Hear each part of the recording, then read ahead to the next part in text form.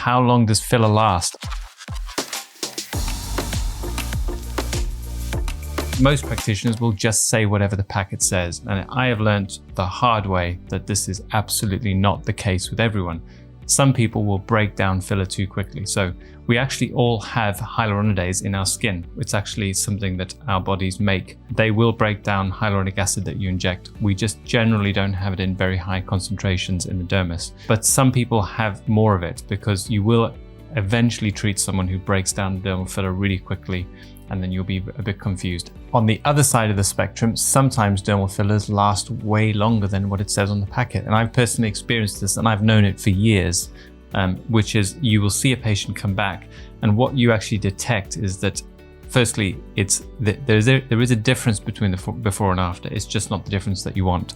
So typically this is either a slight spread in the shape of the lip, or the lips, for example, might project outwards slightly. So you've lost the projection of the pink part of the lip, but the overall white part of the lip is a little bit fuller.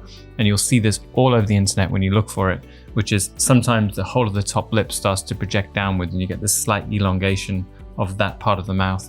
And then what happens is practitioners retreat, you get the pink lip showing up again. It looks like you've just had your lips done, but that slowly diffuses and it hangs around, I believe, for years sometimes.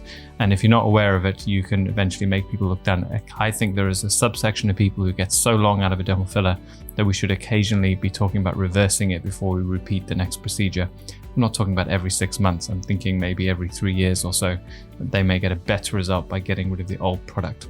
This was actually shown in an MRI study that was talked about on a quite well-known YouTube channel. If you search for how long dermal fillers last, you'll find that, I'm sure. And it basically tells us that using an MRI scan, what I already knew to be true, which is you will see that they diffuse slightly and they hang around in certain parts of the face way longer than the packet says.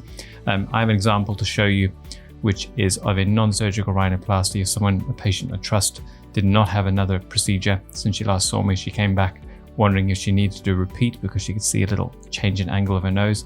And when I looked at her before picture, in fact it was the after picture after her first procedure, I could see that the filler had actually expanded and was actually fuller. Now when you felt what that area felt like, it felt boggy. And this is what I believe happens with fillers over time, is in some people who don't break them down quickly or cleanly, they spread slightly and they change texture, maybe the degree of moisture that they hold is slightly differently, but they do not disappear.